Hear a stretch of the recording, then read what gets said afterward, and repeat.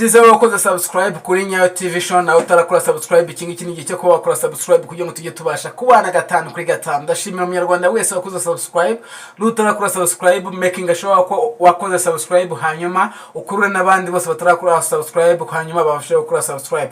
Uyu munsi rero ndagarutse na none iyi nabwe kayisha nizajye boneka amakuru agiye atandukanye, amakuru mutabashije kumenya mwebwe, mutabashije kujyana i Kigali cyangwa se mwebwe mutabashije kujya mu ntara. Iyi cyo nabwe kari izajya itambukaho amakuru yizewe. Ndagira ngo uyu munsi twari dufite ikintu kijyanye n'ubukwe. Uyu munsi ku itariki 11 z'ukwezi kwa 8 2024. Ibi bintu twari tuberutse muri 2017 aho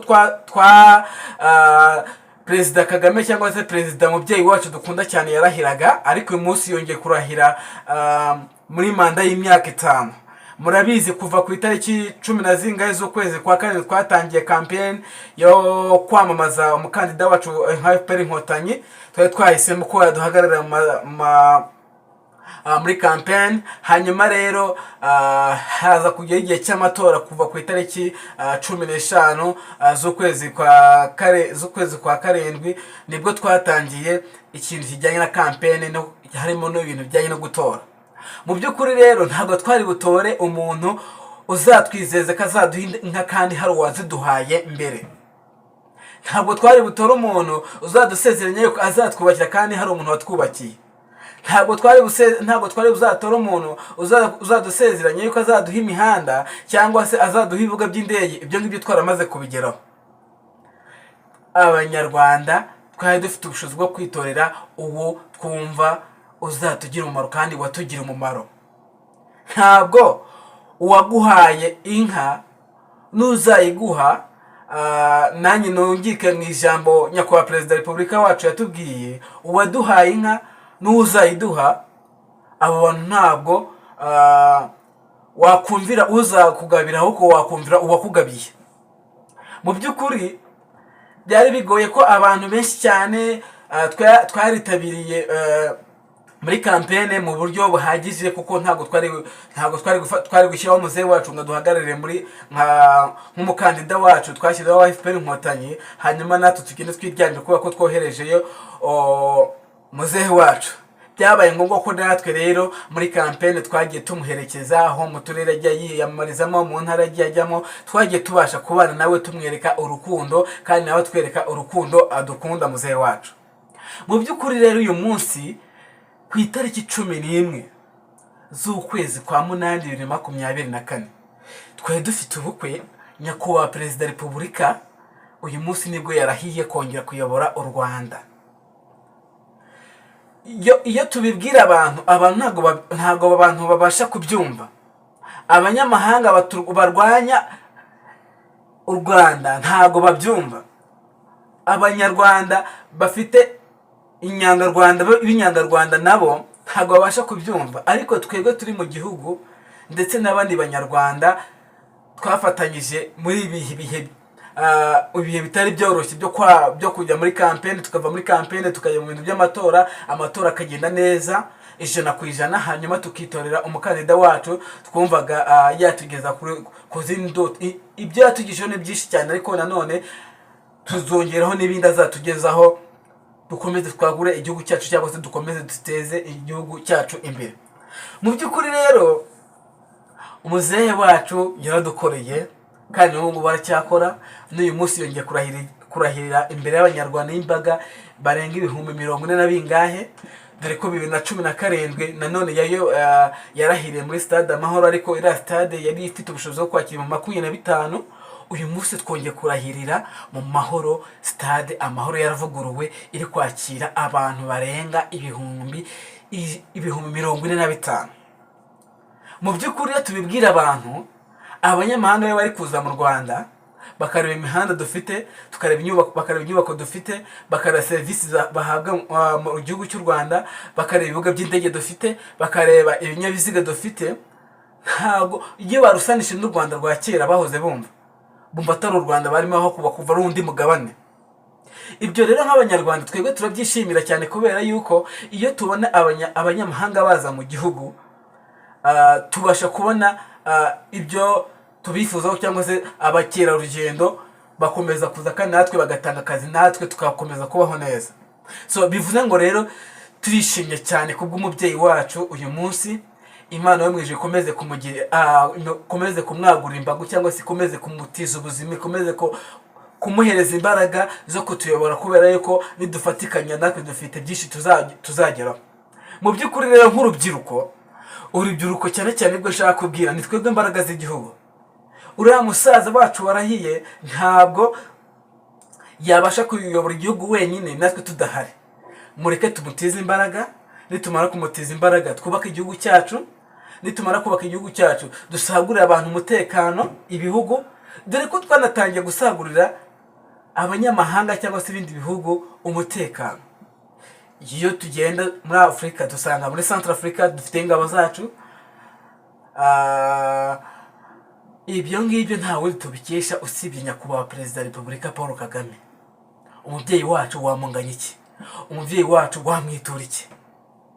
Usibye kumubwira ngo nyakubahwa Perezida wa Repubulika uzabeho imyaka yose Imana yaguteguriye, utuyobore natwe tukumvire, hanyuma duteze igihugu cyacu imbere, n'abazagukomokaho bazabone ko nyakubahwa Perezida wa Repubulika yakuye u Rwanda kure akarushyiraho aho yagombaga kwifuza, cyangwa se aho twifuza.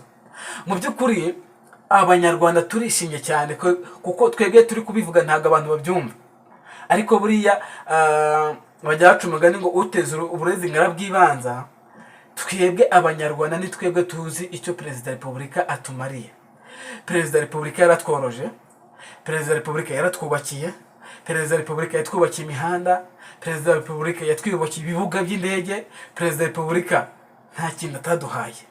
Perezida wa Repubulika yagabiye abakecuru inka, abataranywaga amata ubu ngubu dusigaye tunywa amata. Mana we, abataratangirwaga mituweli, abatarivuzwaga barivuza kubera ko Perezida wa Repubulika nyakubahwa Perezida wamunganya iki? Mu by'ukuri twebwe iyo ndi kumva bavuga Perezida wa Repubulika ntabwo numva batari kubisobanura nk'uko bagakwiye kubisobanura, kuko ni nk'Imana, ni Imana ya kabiri. Imana yatwihere kugira ngo azabane natwe, azatuyobore, azadukure mu gahinda kakabije, azadutuza ahantu heza, azatwubakire, agorore byari byaragoramye, ibintu bishyire kuko ubu ngubu biragoye kubona igihugu cyubatse nk'uko igihugu cy'u Rwanda cyubatse. Abanyamahanga baraza bakigira ku Rwanda bakabaza ese ni izihe strategy mwakoresheje, cyangwa se ni izihe imbaraga mwakoresheje. Natwe kubera ko abanyarwanda dufite ububasha bwo kubibahereza, tukavuga ati byagenze gutya na gutya, kugira ngo igihugu kigire umutekano, igihugu kigire ingabo, igihugu kigire abaturage batekanye, igihugu kigire amasoko, igihugu kigire imihanda, igihugu kigire ibibuga by'indege, igihugu kigire ibibuga by'imipira. Ibyo ngibyo nta bintu tubikesha, ni umutekano mwiza ndetse n'imiyoborere myiza.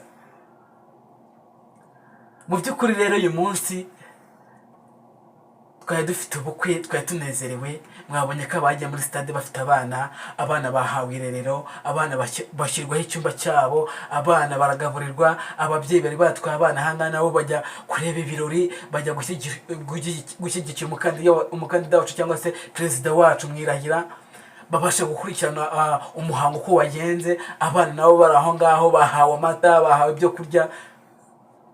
Imiyoborere myiza nk'iyi ngiyi nta wundi tuyikesha Perezida Kagame wenyine gusa. Naho abari mu mahanga mureke baguma mu mahanga, twebwe abari mu Rwanda twubaka igihugu cyacu. Abo ngabo birirwa bavuga amagambo bashaka gusenya ibyagezweho, abo ngabo tubima amatwi, dufashe nyakubahwa Perezida wa Repubulika guteza igihugu cyacu imbere. Ni twebwe imbaraga z'igihugu. Usanga umuntu aragenda ajya hariya akavuga, muzavuge, twebwe tuzakora, dutere imbere, duteze igihugu cyacu imbere, twubake ibyo tugomba kugira, ibyo dushaka kubaka, dutere imbere mu buryo bwose bushoboka. Nuko rero mwabonye ko irahira ry'uyu munsi ryagenze neza, aho twe dufite abakuru b'ibihugu bari badusuye, ndetse n'abayobozi ba guverinoma, abantu b'ingeri zose bashoboka. Aho twe dufite abaperezida bageze kuri 24. Icyo ngicyo nta kindi gihita kigaragaza umubano igihugu gifitanye n'ibindi bihugu byo hanze. ibyo ngibyo bihita bigaragaza umutekano, kuko hatari umutekano wa perezida ntabwo baza mu gihugu. Ntabwo tudafite umutekano, abashyitsi baje mu gihugu ntabwo bari buzuye umunsi. Ariko kubera umutekano, umusaza yubatse umutekano, urumva ibintu tubishyira ku murongo. Niko mwabonye ibirori rero uyu munsi bikaba byagenze neza. Mwabonye ko hari abaperezida benshi bari baje, abaperezida batabashije kuza boherejwe intumwa zabo, abatabashije kohereza intumwa zabo bohereje abayobozi bahagarara ibihugu byabo. Ibyo ngibyo rero nta wundi tubikesha imiyoborere myiza, tubikesha imiyoborere myiza ya Perezida Kagame. Ngewe rero ku bwanjye ndi urubyiruko, mfite byinshi cyane mwigiraho, ko namufata nka roromodo wanjye. Dufite byinshi cyane tumwigiraho kubera yuko yubatse ibintu byinshi kandi abyubaka mu gihe gitoya. Ibyo ngibyo turabimushimiye cyane. Imana yo mu ijuru ikomeze kumutiza imbaraga, ikomeze kumutiza ibintu byose akeneye, kandi natwe turusheho kumwumvira ibyo leta idusaba, kandi se ibyo abayobozi badusaba natwe tubikore, kubera ko burya umwana mwiza ni uwumvira. Nuko rero nyakubahwa Perezida wa Repubulika, natwe ntabwo nk'urubyiruko ntabwo tuzagutererana. Aho uzatworeza tuzakujya imbere. Icyo muzadukeneraho, imbaraga zose muzadukeneraho tuzazitanga, kubera yuko turi abana b'Abanyarwanda, turi imbaraga z'igihugu. Mbese ngewe birangoye rwose. Imana yo mu ijuru rero ikomeze kubahereza. Nabavuze yuko iyi televiziyo cyangwa se iyi channel izajya icaho amakuru agiye atandukanye. Uyu munsi rero nanjye niwo musanzu wanyu ntanze. Ndagira ngo ushishikarize urubyiruko rugenzi rwanjye gukora rukiteza imbere, kubera ko hari amahirwe menshi nyakubahwa Perezida wa Repubulika yagiye ashyiraho yo guteza urubyiruko imbere. Ubu ngubu urubyiruko rusigaye ufite ijambo. Ufite umushinga wawe uragenda ukawuperezanta muri RDB ikaguhereza inkunga, kubera ko ufite intumbero cyangwa se ufite ejo hazaza, hanyuma ukabasha kwiteza imbere. Hari amahirwe menshi cyane rero guverinoma yashyiriyeho urubyiruko. Ndagira ngo mbwire urubyiruko natwe dukore twunga mu rugendo perezida yakoze, cyangwa se mu kubaka igihugu nk'icyo dufashije nyakubahwa Perezida wa Repubulika wacu. Ndabakunda cyane rero. This is Nyayo TV show. Niba utarakora subscribe, kora subscribe, hanyuma ukore share na comment, hanyuma rero akagaruka ibiganiro byo nakagaruka. Turabakunda cyane. Bye bye.